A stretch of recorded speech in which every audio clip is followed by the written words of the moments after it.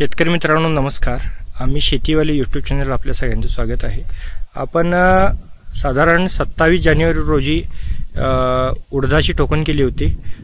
4 फूट आपण ज्या पद्धतीने गव्हाला साल्ट सोडतो त्या पद्धतीने साल्ट सोडले होते आणि त्याच्यामध्ये 18 इंचाची 2 फन मारले होते जेणेकरून एक सरळ सरी यावी. त्याच्यात आपण हँडपूस सीडर म्हणजे बियाणे टोकन मशीनने आपण साधारण 9 इंचावरती 3 ते 4 दाणे उडदाची टोकन केली होती. उन्हाळी उडीद केलेला आहे आपण.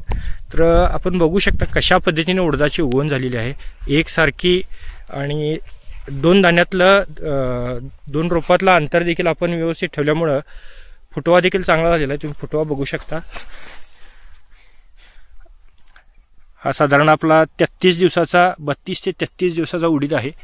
तर फुटवा देखील भरपूर झालेला आहे. 4 एकर उडदाचं नियोजन आहे. त्यापैकी आपण 3 एकर ठिबक आणि 1 एकर पाटपाण्यावरती केलेलं आहे. साधारण अजून एक 35 ते 40 दिवसात आपला उडीद कापणीला येईल.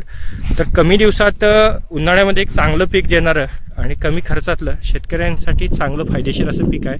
साधारण ते 70 ते 80 रुपये बाजारभाव उन्हाळ्यामध्ये राहतो आणि उत्पादन देखील चांगलं येते. साधारण जर चांगली मशागत केली 8 ते 12 क्विंटलपर्यंत नक्कीच उत्पादन येऊ शकतं.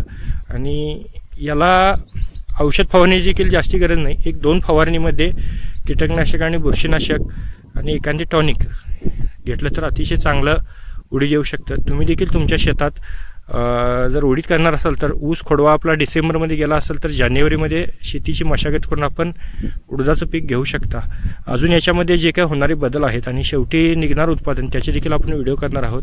व्हिडिओ आवडल्यास शेतकरी मित्रांनो इतर शेतकरी मित्रांना शेअर करा आणि चॅनलवर नवीन असल्यास आपल्या चॅनलला सबस्क्राईब करा. धन्यवाद शेतकरी मित्रांनो.